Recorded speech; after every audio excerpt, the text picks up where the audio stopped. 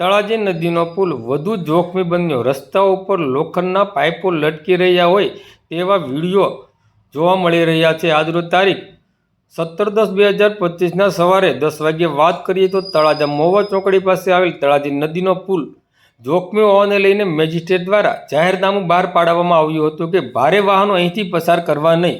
જાહેરનામાને લઈને તળાજી નદીના પુલ ઉપરથી ભારે વાહન પસાર ન થાય તે માટે લોખંડની એંગલો લગાડી દેવામાં આવી હતી।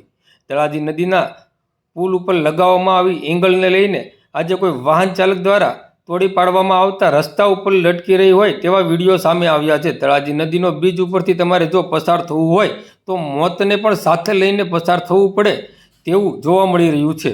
હાલ તળાજી નદીના બ્રિજ ઉપર લટકી રહેલા પાઇપોને લઈને તંત્ર દ્વારા કોઈ કાર્યવાહી કરવામાં આવે છે કે કેમ, કે તંત્ર પણ કોઈ અકસ્માતની રાહ જોશે એ પણ જોવું રહ્યું।